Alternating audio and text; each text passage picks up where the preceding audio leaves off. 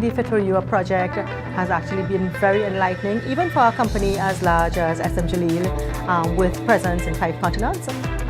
It's one of the areas that we really have not done too much focus on, because there seems to be a lot of difficulty in understanding landscape, understanding opportunities. And so I think we needed the extra impetus, and what this program did was provide us with the kind of jumping off point to be able to get some data before we actually enter the market, and be able to have meetings, set up the matchmaking was absolutely, I think, an incredible part of it, because a lot of work and assessment would have gone into partnering people. So it gave us a very clear understanding as to what the opportunities would have been. So I would have to say how in those aspects it's been very successful and very beneficial to us. So regarding the program and understanding like the cultural differences and how to deal, across the oceans with different peoples and different cultures, I found out how that was a really good kind of pointer to, number one, remind us about the commonality, reaching out and kind of being our Trini selves to create those relationships, but also to be sensitive as to what other cultures and other kind of peoples, what's important politically within their world, culturally. And so I found that to be one of the more, thought-provoking elements. But the rest of it is also very interesting, because it's so important to understand, your costings and your numbers, get an idea of the industry before you go into it. So, and of course, dealing with the company profile, I found that to also be a very important part, because it's not something that is usually focused on. People normally have their company profiles, and they will pretty much have that for maybe 5, 10, 20 years and update it only in terms of product. But there was a whole interesting aspect as to what to do regarding your company story and your company profile, and I found that to be also one of the more important elements that put us on a good path towards being able to create these successful meetings. I thought that the project was really very timely, number one, because of where we are in terms of our economy and the fact that we need to be export focused right now. But what was also very good about it is it gave a lot of companies, medium-sized and even larger companies, that do international business but have not had presence or significant presence in that region. It opened a door that probably we would not have thought about doing ourselves, because it seems very complex from the outside. There's so much regulations, and it seems differences in, for example, in the industry that we're in, which is beverage industry. The trends are very different, the products are very different, the regulations seem to be changing all the time. And so what it did is give us a kind of inside view of how to do business and how to open the doors. And I think that how that really has been a fantastic program, because we've benefited significantly as a company from it, and there's a lot of follow-through that we can do to be able to make, kind of parallel openings in other areas and regions.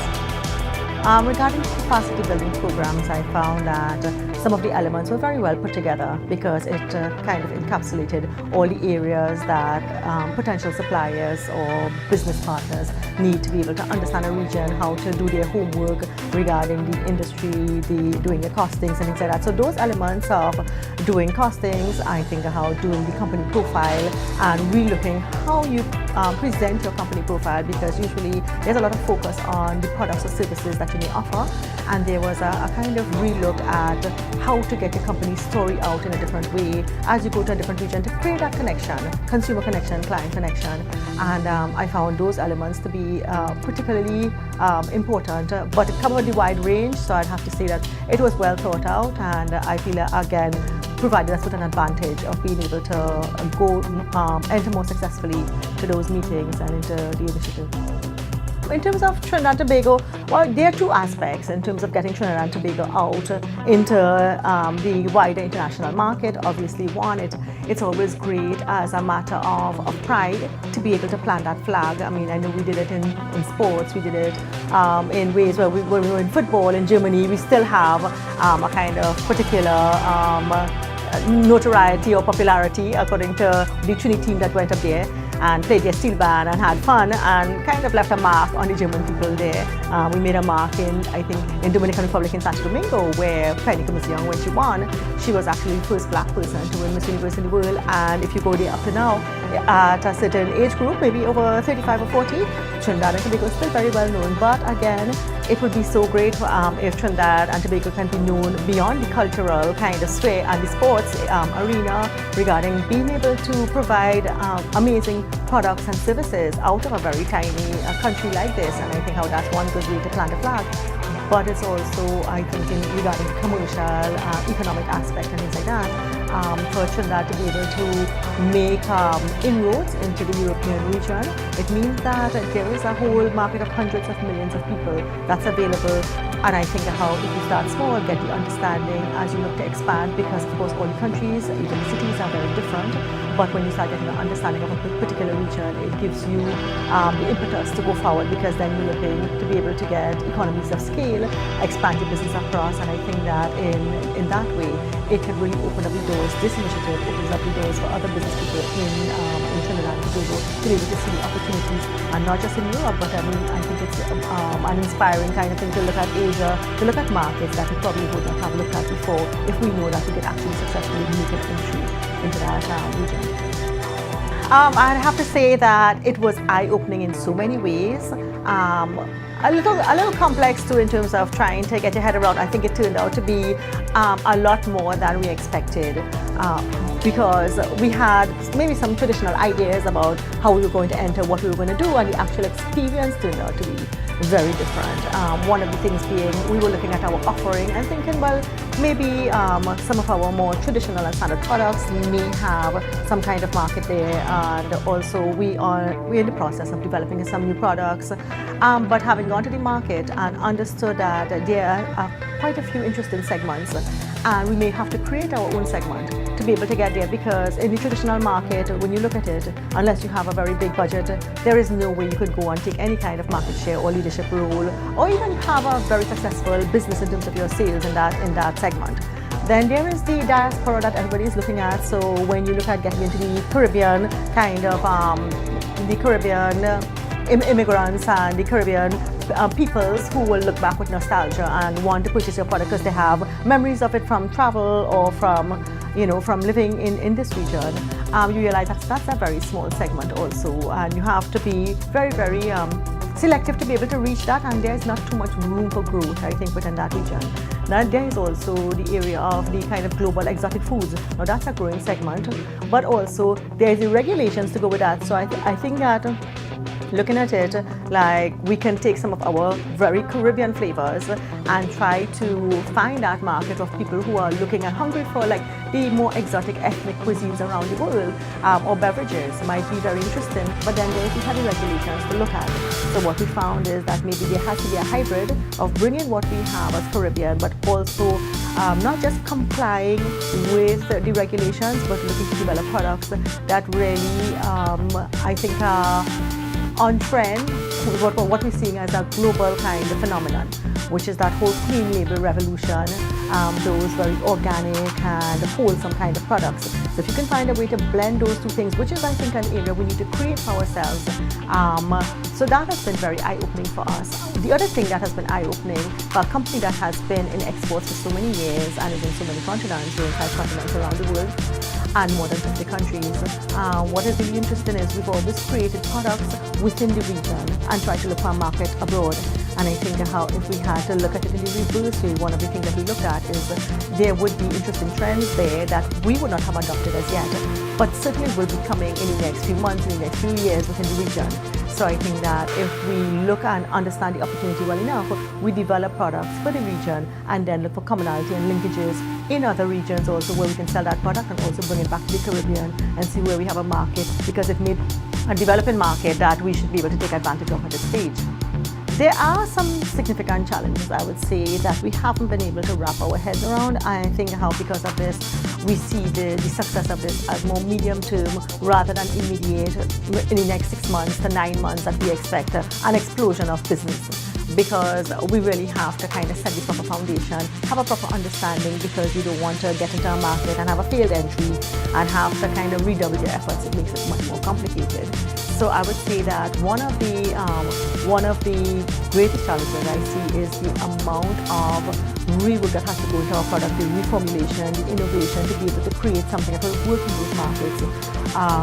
That it requires a lot of technical assistance, a lot of time, a lot of resources, a lot of focus. And again, because there's an immediate need within the region, again, you're going to find that if you're going to be focusing on a few markets within the European region, it's probably that you're not going to get, again, economies of scale, and you're not going to get critical mass to be able to create a new formulation, do new labeling, do new packaging. And so that's like a risk and a sacrifice that you'll have to make initially. And that's something that we have to consider very, very carefully as we go forward, because that could be quite significant, especially depending on the kind of packaging that we need to do. Things like tetra packaging and cans and things like that are much more complicated than doing like just a plastic label.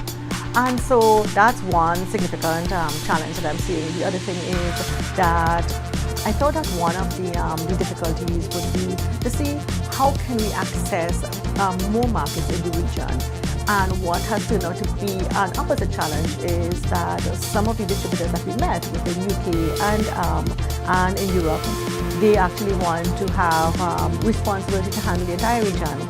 And because of our lack of understanding, we don't know how to segment those markets. Now, how do we give some of the, most of them, what they're asking for is Italy, Spain, Germany, France, and it's become then a kind of conflict, because now they all pretty much, like three of them that we met from different areas, they all want to handle these markets, including their home market.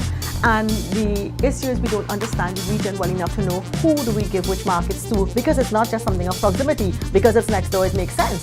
It has to do with where the infrastructure can go, how the channels go, what the areas of specialization in terms of within the beverage industry, again, specifically regarding our category. And so that has been a little complicated, because you need to have really, to make those decisions, you have to have a clear understanding, and a region that's so vast and so different from ours, that makes it quite difficult to be able to, how do you make those decisions and, hopefully make successful decisions to be able to, get into those regions. So that has turned out to be a little bit complex, and that's why we're taking our time, because we're actually in the process of going forward to try to develop contracts and letters of agreement with some of our potential partners, but we're trying to still segment how we're going to actually separate the regions and the business. Regarding the aspect of regulations, we found that to be a significant challenge also, because when it comes to beverages, not only are there a lot of regulations and changing regulations, but there are taxes that are coming up. For example, in the UK, they're going to be introducing a sugar tax next year, and we don't know, again, how that's going to affect the business. Is that going to be something that the rest of Europe is going to adopt? How do we plan for that? So one of the things that we're trying to do now, I think we realize that we have to look at not just option A, B, but maybe option A, B, and C, because there are so many different, it's so dynamic now what's going on in the region, that I think that there must be many different alternatives that you look at, so that you're not taken by surprise, because pretty much you should have an idea of how things may go, and we don't know what direction it's going to be, but to plan for it, because to be taken by surprise and have your product in the market and then not be sure about what to do next based on some new regulations, that's going to be one of the challenges as we go forward. So I think maybe one of the good things about it is it keeps the companies very active and very much on the forefront of looking at what's going on internationally, and also some of those may be patterned. For example, the same regulations that you're talking about, the sugar tax is one thing. A lot of companies right now are using artificial sweeteners to be able to reduce the amount of sugar in their product. But it looks like the government is going to go to war on artificial sweeteners also. So a lot of the companies that are looking down that road, I think that how they may get themselves in trouble, because 2 years from now, the artificial sweeteners may also be subject to some kind of tax, and you have to reformulate again. So I think the direction that it's a very clear direction, which goes with the whole trend internationally, which is the healthy beverages, the more kind of wholesome it is, the less preservatives and colorants and sugar. is the better it is for our population. And so one of the good things about it is that it forces you to rethink how you approaching your development and innovation, because it's just not what's done and what may sell and what may do very well, but looking down the road as to what's good for consumers and how those why those regulations are going in that direction. So there's one more item on that regarding, for example, we've been looking at the cost of transit, of course, ocean freight from the Caribbean into the region. So we've looked at an option of producing contract packing in the UK. Again, one of the challenges is that we don't know what happens with the UK and European Union, and if there's going to be any taxes across the borders. So then we're also incorporating a plan A, B, and C. Right now, we actually ship to the UK and to Netherlands from our St. Lucia plant. So what we're looking at is, if the volumes grow, will we be able to have it out of the St. Lucia plant? If we come to Trinidad, what will be that cost? If we do it in the UK, what happens when they change those regulations? Are we not able to do it at the same cost from the UK? So those things are really interesting. So I suppose what it does is gets the company on their A game regarding understanding what's going on in international markets and being able to respond to it. I think I'll start with a word to the wise, because there is a significant amount of understanding, I think, to be able to have a successful entry, not just doing your homework properly and, for example, all the elements that we've been exposed to in this program.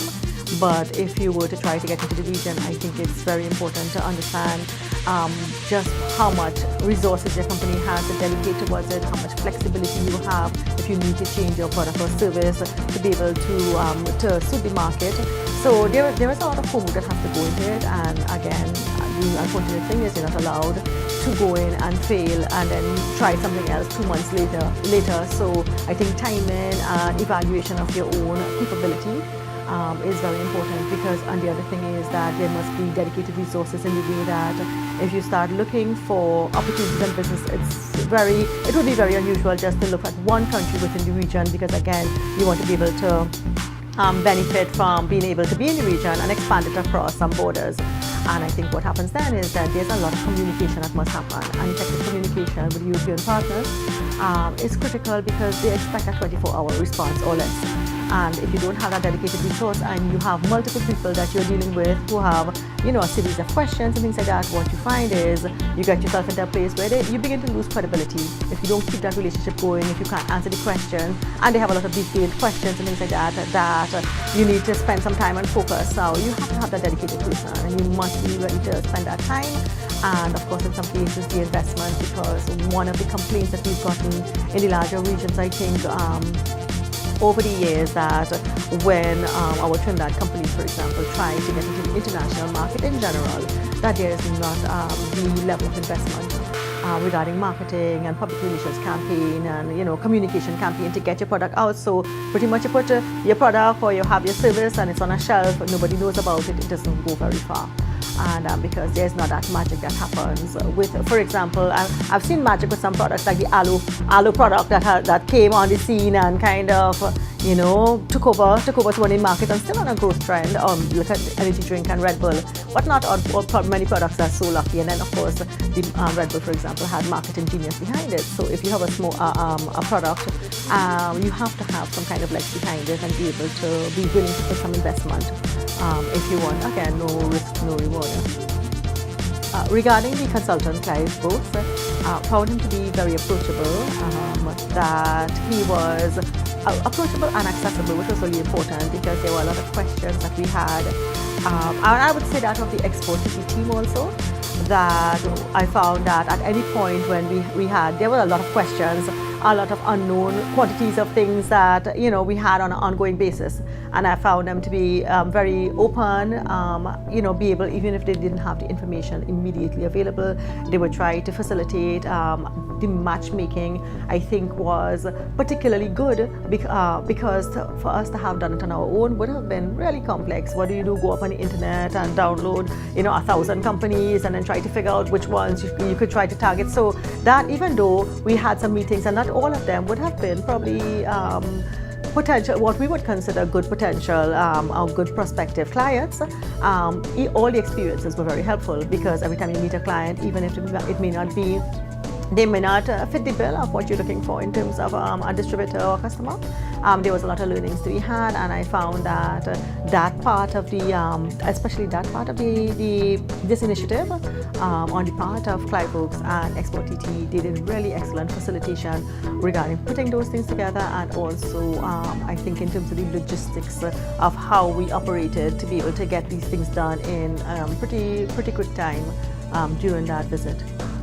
Participation in the Fit for Europe project, which was pioneered by Export TT, was a transformative experience for me personally as well as for our company. It caused us to move that much faster in our own development and in approaching export markets.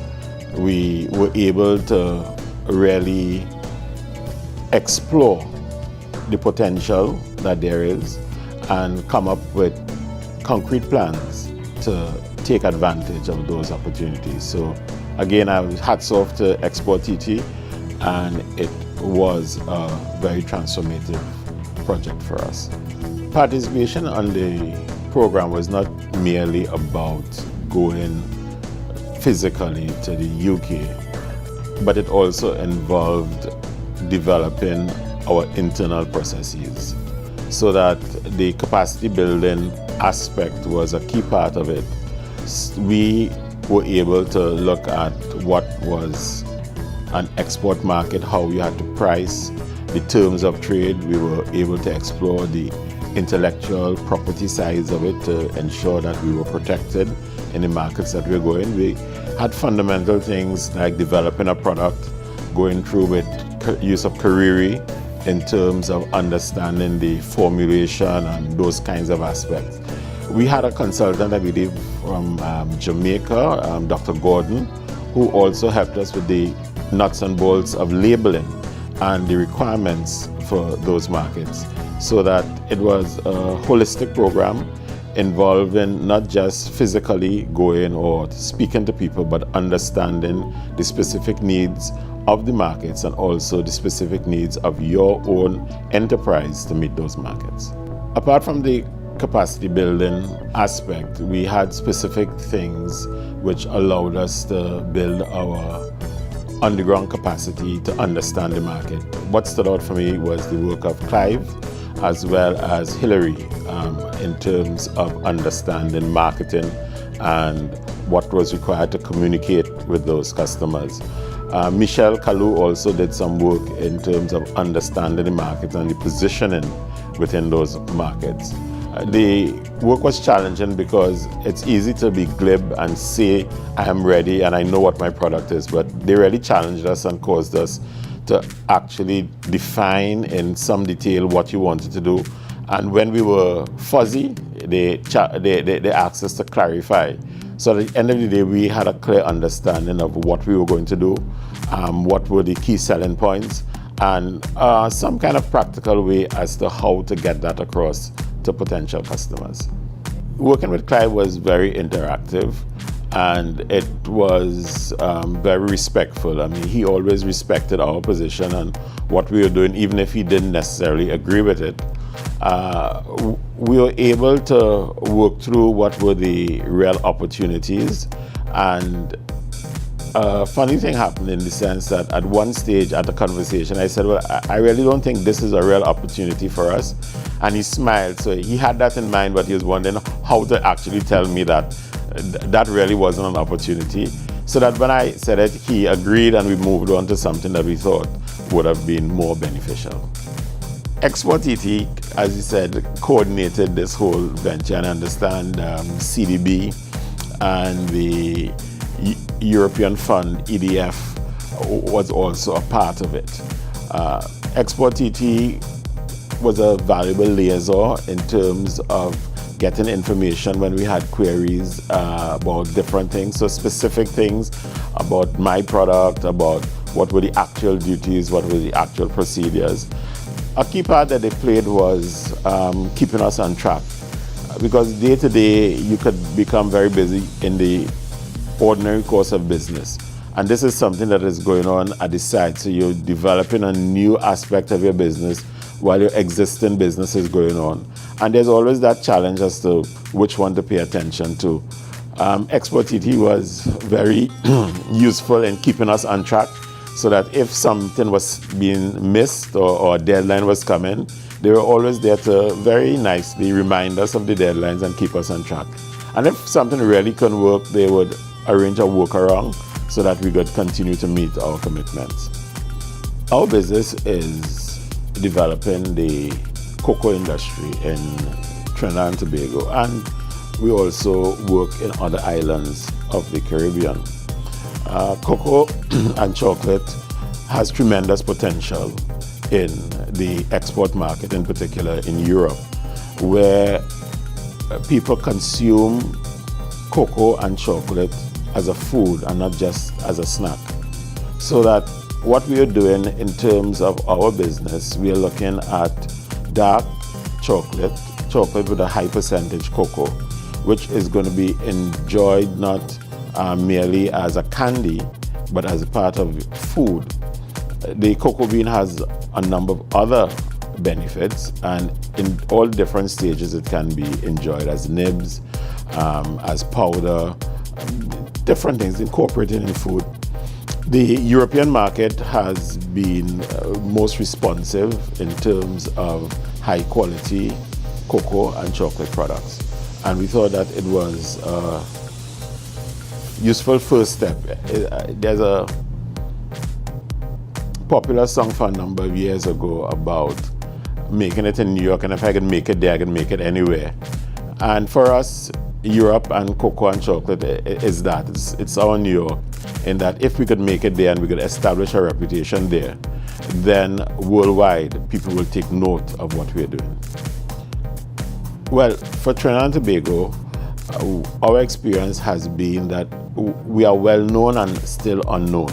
Certain aspects of our culture are well known, certain aspects of our personalities and famous people are known, but by and large, our food is not known.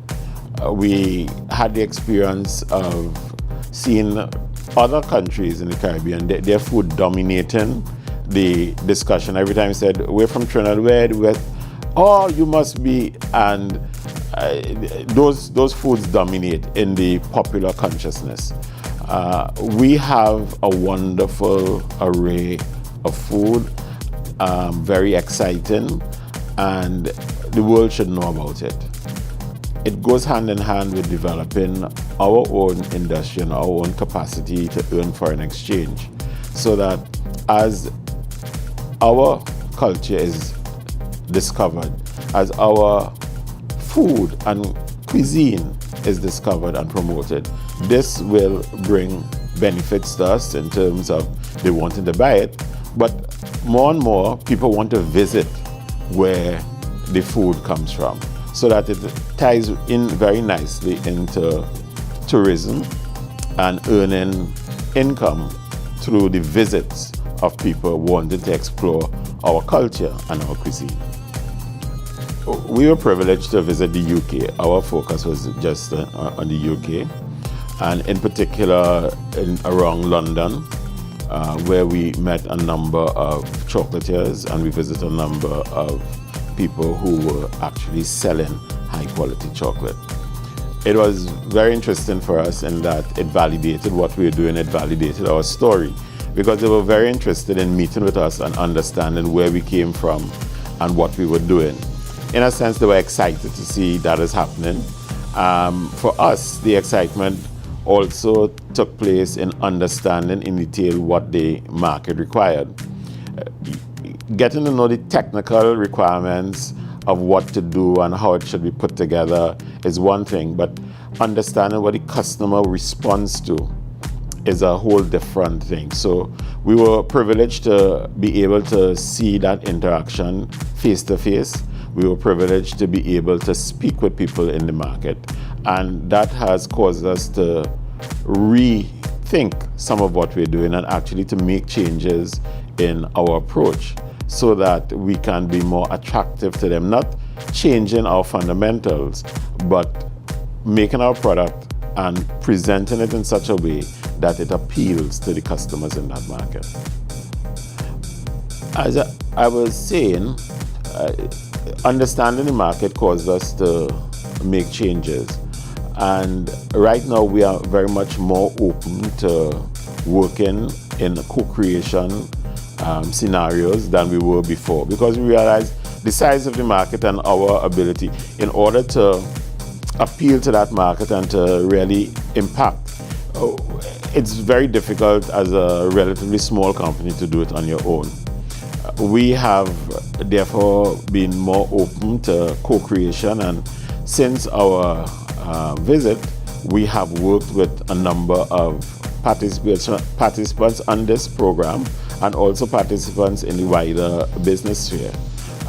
As simple as joint marketing, as simple as putting packages together with some of our products and some of theirs to create a whole appeal, rather than just thinking that I can do it on my own.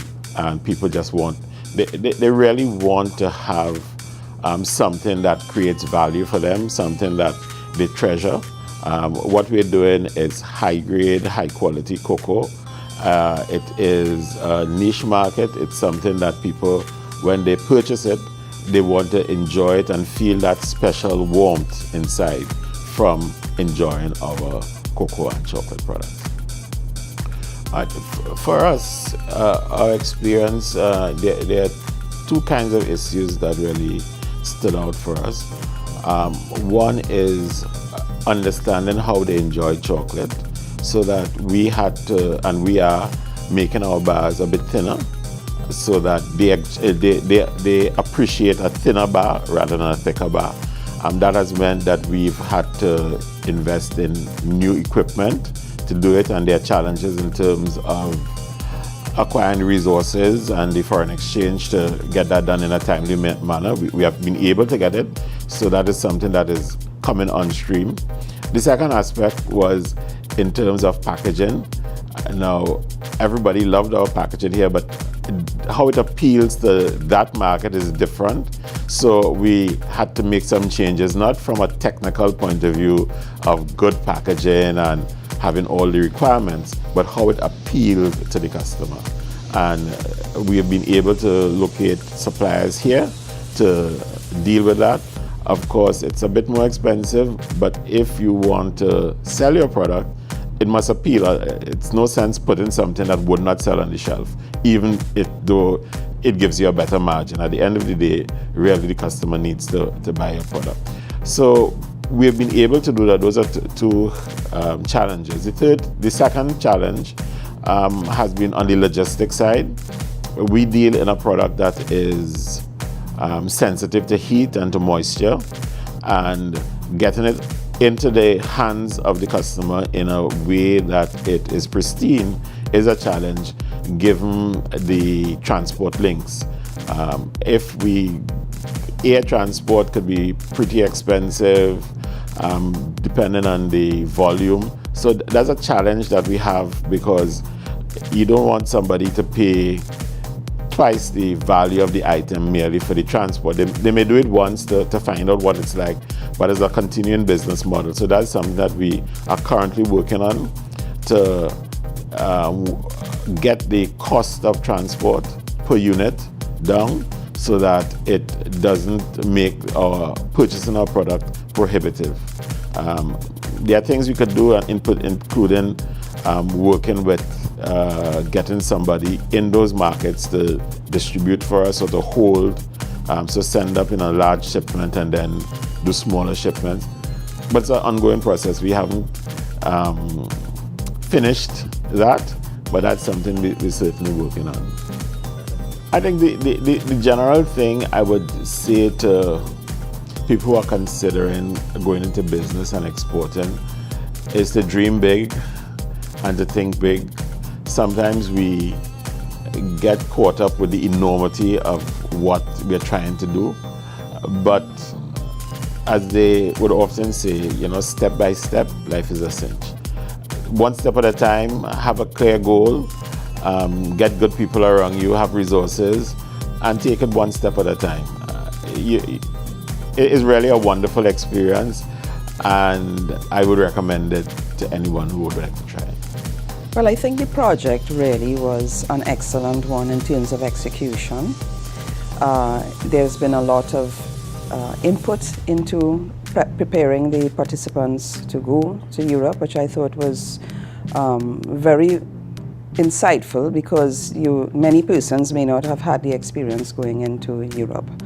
The capacity building seminars were all very well thought out, very in depth, and hardly any of the participants can really say that they were not prepared.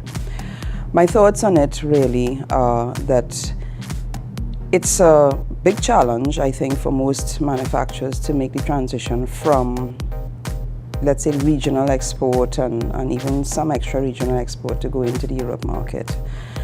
There are challenges, but I thought there were also opportunities. Yes, the capacity building seminars were, as I mentioned, very good preparation for participants. We were exposed to everything from market research, writing a business plan,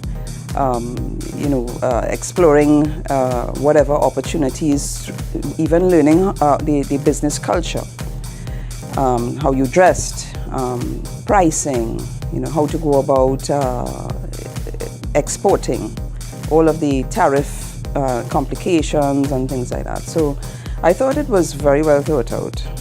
Clive Oakes, as you know, was the consultant on the project, and we had many teleconferences, we had lots of encouragement, lots of insights for the UK and the Netherlands markets. He did a lot of legwork with respect to preparing the meetings and even the logistics, which you may take for granted. But moving around in a big city and meeting appointments on time could be quite challenging. And I thought between the Export TT staff and Clive Oakes, it was very, very well organized. Well, everything was sort of thought out incremental. So we would begin with what would be, he would explain what the mission was about. We would then, of course, go through the various capacity building projects. He would then introduce to us, building a business plan. I mean, some of us were more experienced or advanced in terms of that process, but you also had fledgling companies that were a part of the mission. So it depended on your degree of exposure or in terms of export, that he would fill in the gaps. And I thought, it was well thought out. I think amazing would be the best way to describe how the Export TT team, they were very, very supportive. They always issued reminders for people like me that is a big deal, because it is a very busy schedule, and meeting all the timelines and so on required a little bit of reminders, some pointers, and so which helped us to move very stealthily through the program, should I say. I was very, very appreciative of the element of organization that both Natalie and Shamila, in my case, I'm not too sure, I know there were other participants that went with other invitees on the program, but those two were the ones assigned to my group, and I thought they were extremely professional in their approach. Your first thoughts in terms of going into the EU, and what your thoughts would be in terms of your opportunities, you would probably gravitate to the indigenous brands. For National Flour Mills, the indigenous brands were the ones that we felt had the greatest opportunity, as opposed to the ones that perhaps where competition might be more of an issue. We felt going in for a niche position in the market would be our best opportunity. That would have been with the Lion brand products.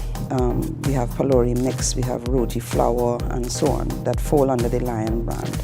And we felt the indigenous, the diaspora in particular, might have been the most logical approach to going into the EU market, but more so the UK market. And to tell you the truth, I wasn't, I had no preconceived ideas about the Netherlands market in terms of our experience with the EU.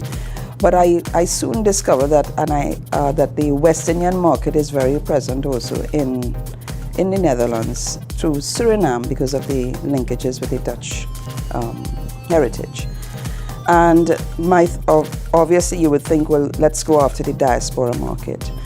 But my vision, even before going, and I just confirmed it on arriving there, was that that diaspora market has been there a long time. So you're talking about third generation West Indians and or Trinidadians. Not so easy to convince, because we know young people, they fall into more, they're very impressionable, and they would more fit into the local culture or their adopted culture as opposed to their heritage culture. And I figured it would be better to go in as a cuisine as opposed to going in as a Trinidad,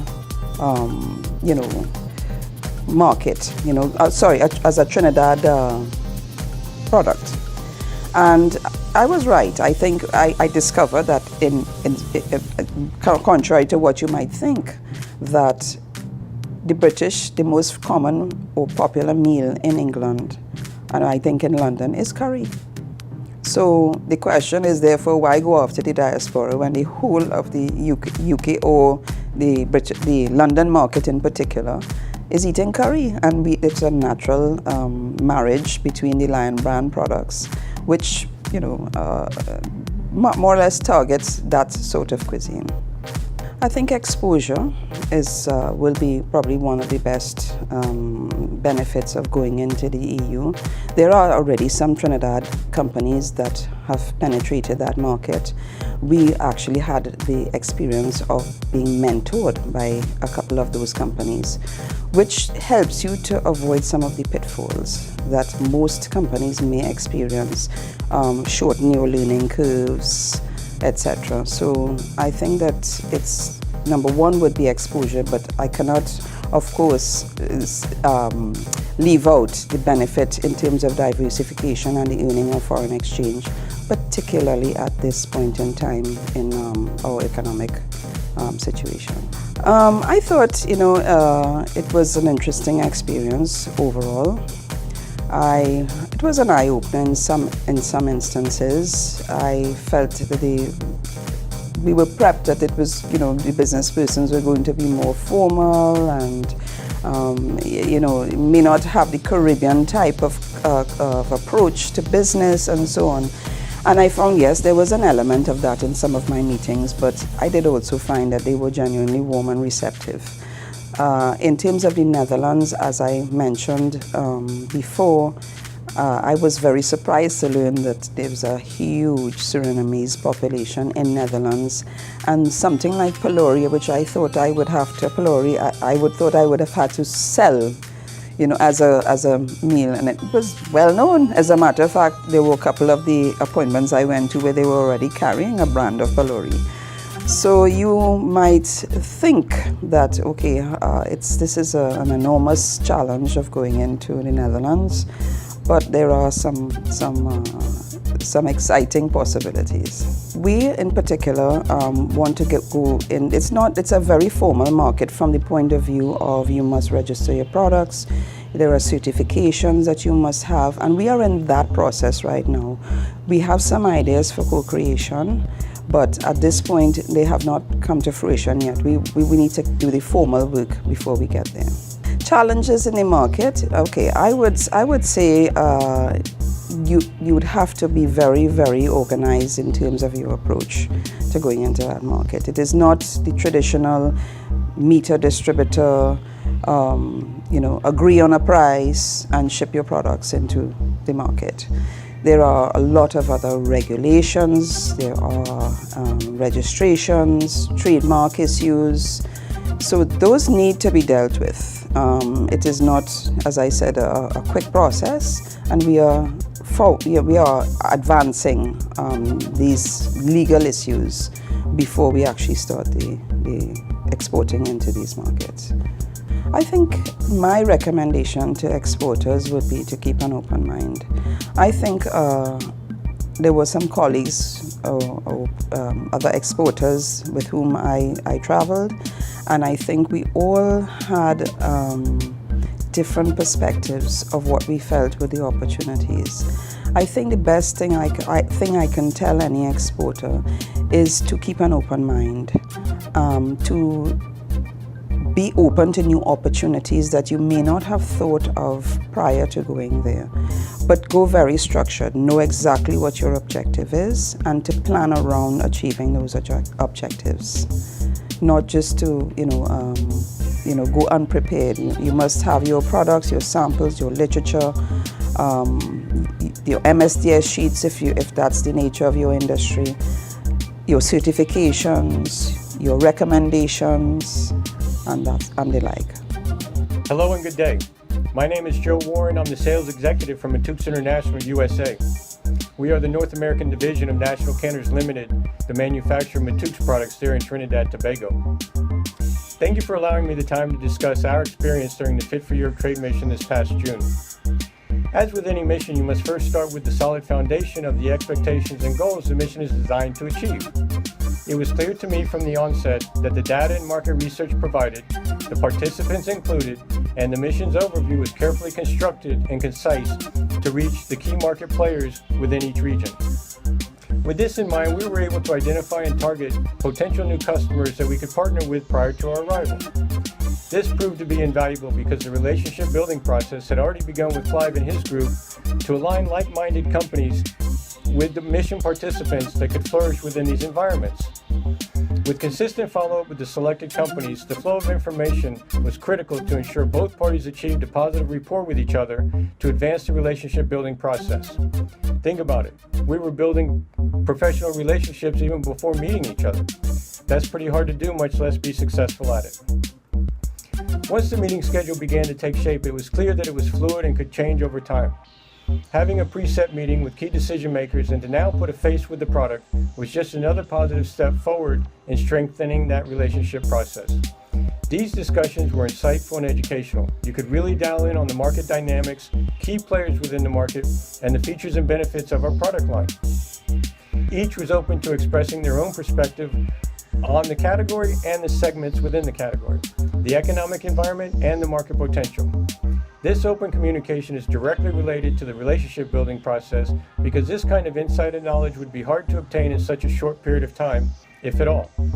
The fact that we partnered together with Export TT members and or Clive during these one-on-one meetings showed our commitment to the success of the trade mission while ensuring they had all the confidence needed to believe that this was a perfect business opportunity that they wanted to participate in. And as a result, it was apparent at each meeting we were welcomed in the most professional manner and the getting to know you barriers did not exist. It made for a more efficient and productive meeting time to qualify their abilities and potential in our effort to select the best company to partner with moving forward in each region. In conclusion, the partnership process has been completed. The follow-up process and further communications have taken place to ensure our mission, goals, and objectives are achieved. I believe our participation in this trade mission, in addition to the support provided by Clive and the Export TT members, will have a positive impact on the Matouk brand being a category leader in these regions. I want to thank all our team members, Clive, Natalie, Shamila, Cheryl, and Richard. Your support, guidance, and respect for each other is remarkable. And those are the true byproducts of a great team effort. Job well done. Thank you. I approached my directors and indicated to them that there's an opportunity for us to grow into that market and expand. And Export TT give us an opportunity to explore that opportunity. It was a learning experience for me, and we get to meet other people and co-create in terms of the partners we meet and the opportunities we will face. And basically that is it in the whole perspective of what I think the project entails. With respect to the capacity training, it was an opportunity for me and as well as the company in terms of learning the market and what the market entails in terms of when we go out there, the prices, the comparative pricing, the competitive brands, and how we approach the market, making sure that we don't overprice ourselves, making sure that we get the value chain for the market. So we will make sure that we not making a decision in terms of profitability for the company as well, because we go into business as a partnership. With respect to consultant Clive, it was a opportunity for us in terms of he understands the market. Having communicated to him face on was an opportunity, which he had vast experience of the market because he was basically the inside man for that market. So he will tell us the approach for the market,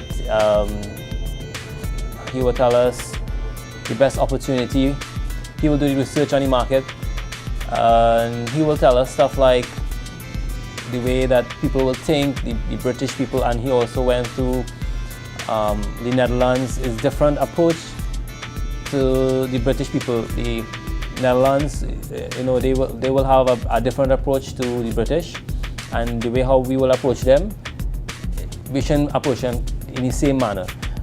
Export TT team in general, in Fit for Europe program, the communication was well executed. We felt that we were part of the team generally in terms of meeting with the consultant Clive, communication in terms of getting us fit for Europe, because that's the project, Fit for Europe. So getting us fit, getting us aware, getting us the knowledge, the ability, having everything ready for the market. So the team was very helpful on that regard. The European market for cheap brand products is not a new market. Cheap brand products has been exporting to that market over 20 years. But it just didn't happen overnight. It started with a very small scale. Opportunity exists for growth in that market. So that is why we took that initiative to go on the mission Fit for Europe to see how we can grow and develop ourselves into that market. The food sector, in terms of food and beverage, there is a market for the product, but it's very competitive because we have products coming out from Asia, we have US brands, we have local brands, European brands.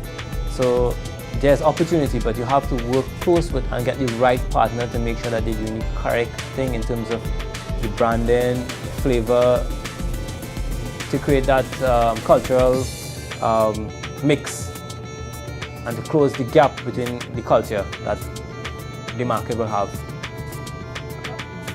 Experience into the Europe market in terms of leaving your comfort zone, I would say in Trinidad and in the Caribbean, you're leaving your comfort zone, seeing that your brand is well recognized and you want to export that and you want to let people know about your brand. It's like, locally we are like, I think, may I say the term, we are like sharks in the water. Going outside there, like we are the sardine, we run from the sharks. So basically, the market is an opportunity for us, and you have to go into the market with an open mind, because it will have obstacles that you will face and you will have to overcome in terms of your ability to do so. Because sometimes one of the experience that I have is one of the companies that we meet, a question was asked to me and to us is that, why will I want your product? What is the difference between your product and their product? Right? How will I communicate that to the people that, hey, your product is different? Because our brand, our main core is curries. So what is different to your product, your Trinidad curry to the Asian curry? Because UK, England has their main dish is curry, but people don't know Trinidad curry is different to the Asian curry. So how you'll know that? You have to communicate that to the people. So we have to do that in steps and stages, and again, you have to meet the right partner. Our products has been listed and it is available. It is seen on the shelves in London, in some of the West Indian, African population, diaspora, but it's not into the mainstream market as yet. Whereas Netherlands, they have a similar, our products are not there, but they are similar taste buds, because they deal with Suriname, they deal with this is Caribbean, so it's a part of it, but they are similar products that we saw on the market, and prices is a challenge, but it's something that we're willing to work with our new partner. This is the negotiation stage. So we'll work with our new partner in terms of getting the right taste, the right packaging for that market. With respect to the co-creation in terms of partnering with, I would say in-house, the own Trinidadian companies in terms of getting your product there, because it's a good opportunity, but it has advantages and disadvantages. One of the advantages is that our customer may not want a full container of Chief or a full container of NFM or a full container of another beverage product. So we can consolidate together to have that one shipment go to the market. But the disadvantage of that is that the disadvantage is that the communication needs to be intact in terms of readiness, because the distributor or the partner might be ready for your product and I'm ready to ship, or the next party is ready to ship and I'm not ready and they are not ready. They hold back a whole shipment from grain. So we need to be on the same page. That's one of the disadvantages of being in terms of partnership and consolidation and co-creating with different companies. That's one of the challenges. You need to be on the same page. One of the challenges that we had in my experience in entering in going into the market is that our product is, a lot of people is not aware of our products, and we need to communicate with consumers that our product is different from what they will get from outside. Because curries, I mean, I'm saying curry because that's one of our core businesses in terms of what we export to the Europe market. We have now to communicate that to the Asian market, is that our curry is different, West Indian curry is different from the Asian curry.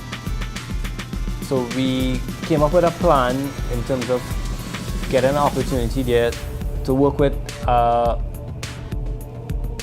West Indian population, maybe with the the High Commission, Trinidad and Tobago High Commission, to get someone in ground to have that demand for your product created through events that they will have, Caribbean events, restaurants, Caribbean restaurants. So we partner with them to create that awareness and create that demand in-house. If a new company wants to enter into the Europe market, they should go with an open mind and do your own market research. Don't just take it from Dr. Google, as people would say. Get on a plane, go there and do your own survey. Do your own market price, do your own marketing. And then from there you will know what are the opportunities there for you, and then from you will grow and you can expand once you're there. Because once you're there in the market and you have the right partner, you will be able to change, whether it's your packaging, whatever the case may be, you'll be able to change to get into new avenues.